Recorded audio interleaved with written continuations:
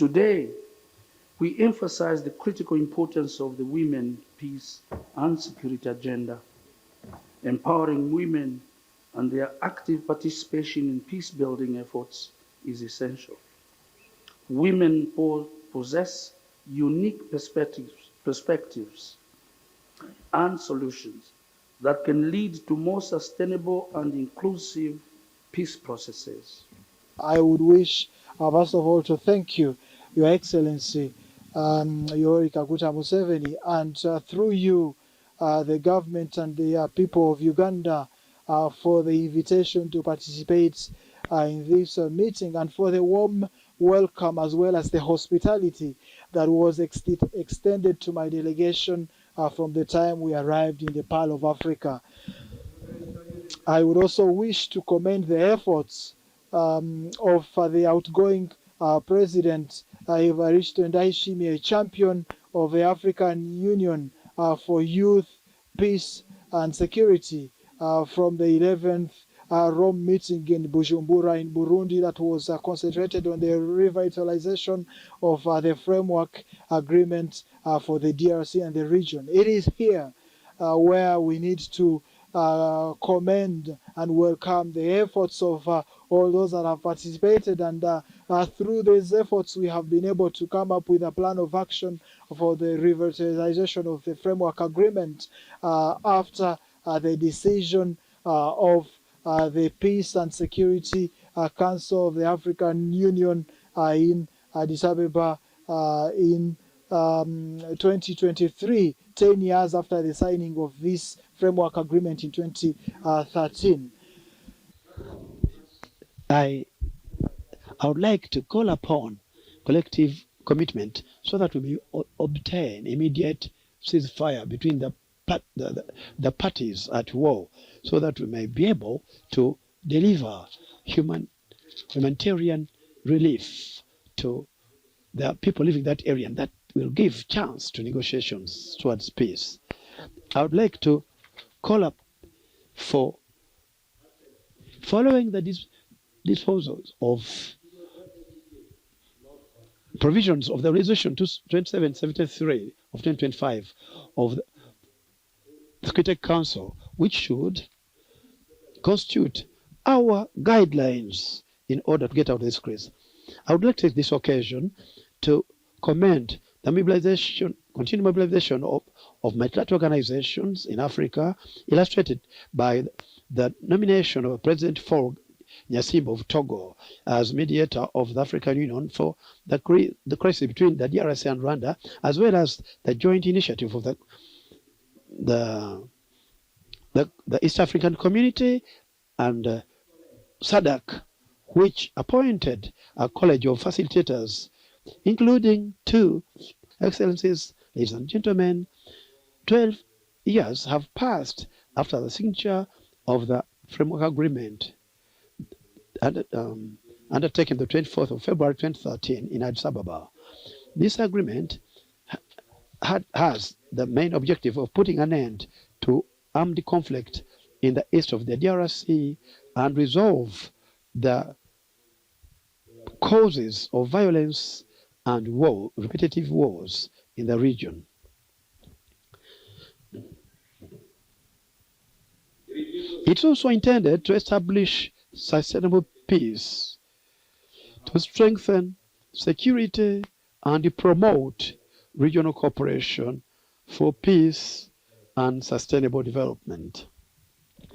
Since its signature in 2013, and particularly since the last summit of the mechanism of its implementation held in Bujumbura in 2023, we have gone through a lot of problems. In fact, war became more devastating than before. The beginning of this year, 2025, was marked by a grave situation with the resurgency of war started by M23, supported by Rwanda. The conquering and occupation of Congolese territories in the east, and the occupation of the airport of Goma and Bukavu, and whereas blockade and destruction of infrastructure caused disastrous consequences. Massacres, mass violations of human rights, refugees, displaced people, impoverishment of populations, and jeopardizing economic activities, lootings, etc. Situation which is changing from bad to worse for as long as the war continues. Regional and international efforts in support to the Congolese government for the establishment of peace have not given any satisfactory results, The East African community, which had marked some steps in looking for a Pacific solution, found problems with a lack of will of M23 and was not unable to finish its work. I myself also, as president of the summit of the head of state for the Committee of East Africa, I met so many times people responsible for M23 in Bujumbura to look together for a solution to put an end to the conflict.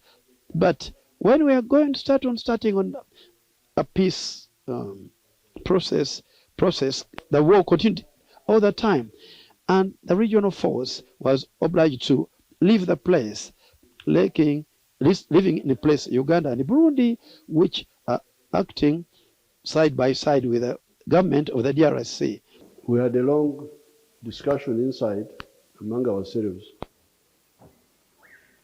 and I was telling Their Excellencies that I had been watching the situation in Africa as a close observer and also a participant for the last 65 years. Because he thinks the internal forces don't matter, we the neighbors don't matter, what matters are the foreigners who are supporting them. This really, you better focus on that. Because otherwise, why was Mobutu not listening? We were here, we could have helped him. So, that's how now the problem of Rwanda gets linked to the problem of Congo. When the Tutsis organized and attacked the Hutus in Goma, and then it led to the collapse of Mobutu. So that is this whole story. But it is solvable, because here in Uganda we solved it. We had the same problems. Sectarianism of religion, sectarianism of tribes. So we had a long discussion when we were inside there. I want to congratulate again His Excellency for the good work he has done. You had the elaborate report he gave. We are now going to, we know what the problem is. This can be solved. All of them, we sit here, we can solve them. Because this is, we are ancient people of this area. We are not new arrivals. There's nothing we don't know about all these countries, Rwanda, Burundi, Eastern Congo, Tanzania, Kenya. These are our people. So therefore, let's really solve this problem. It is easy. In my opinion, these problems are easy to solve. They are not difficult. What is difficult is three mistakes: philosophy, ideology, strategy. Once you make those mistakes on those three, then that's how a small problem becomes a big problem. So I thank everybody for coming, responding to our invitation, and I thank His Excellency and Aishimiye for shepherding this work in the last 2 years.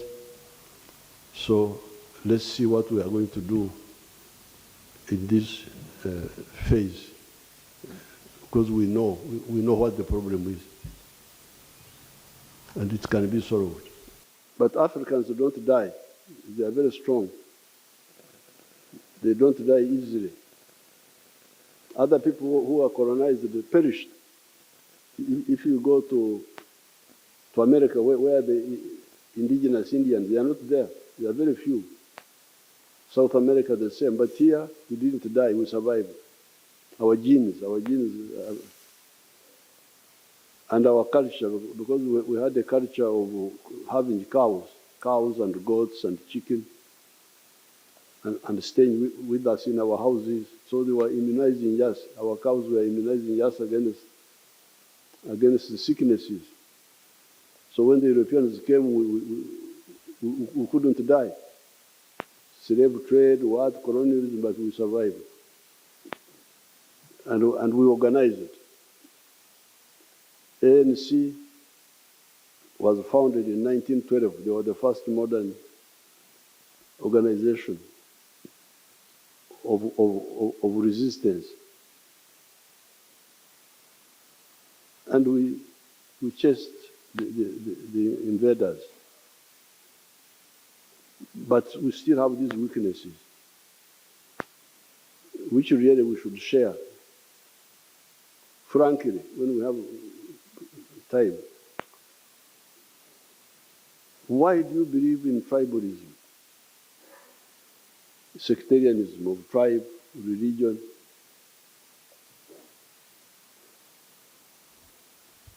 How will you create prosperity for your people? If you look at the Americas, South America is very rich in terms of natural resources. They have got, I think they are even richer than the United States. They have big rivers there, the Amazon. They have big forests, minerals, agriculture. They have everything in South America, Latin America. But USA is more prosperous than South America. Why? If it is natural resources, South America should be more prosperous than the USA. But the difference, in my opinion, is the way the Americans organize themselves to form a big market. They united those colonies of the British, 13 of them initially, then they kept adding. Now they have got 50 states. Now, if you are in that situation, it is easier for you if you are a wealth creator, you are a businessman. In New York, you produce something and it is sold all the way to California. It is much easier for you to succeed as a businessman. So therefore, really all these conflicts, when we meet, we talk about procedural things, this one here, this one here, but the big problem is ideology. These wars are caused by ideological limitation. So, my advice, because that's what was the problem of Uganda. Uganda was a failed state. People had no food in 1986, people had no food, shortages. No sugar, no soap, no salt, no paraffin in the shop. The problem was ideological.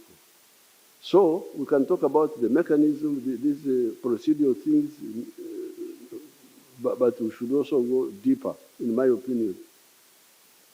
And some of these foundations, like Mwalimu Nyerere Foundation,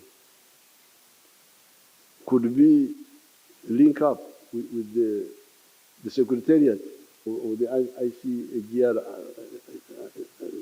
to do some analysis.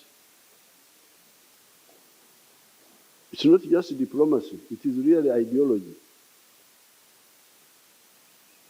So I'm very glad that you came, and we have had this meeting.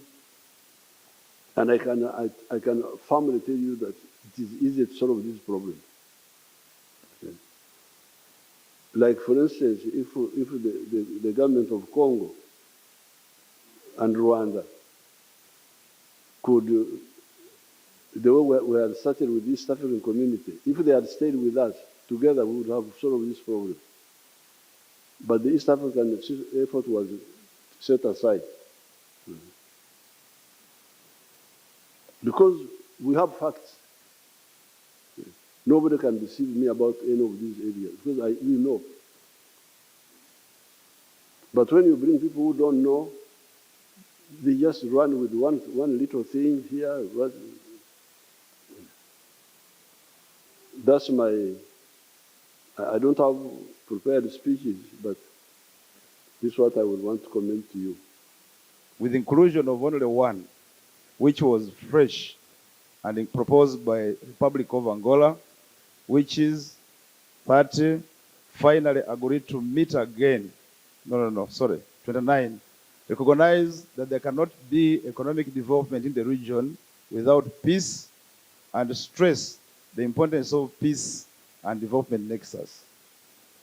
Then the 30th finally agreed to meet again within 1 year in 2026 for further review of the implementation of the centralized PSC framework.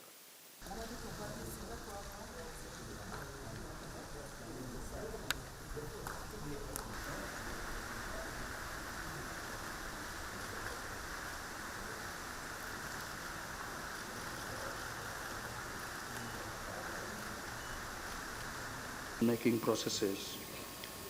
Complementing this effort, we are currently at resolutions recognizing women's vital role. This initiative addresses the group, including religious and community leaders. Violence continues to be used as a weapon of conflict. It achieves this by facilitating regional aid in conflict-free minerals and promoting.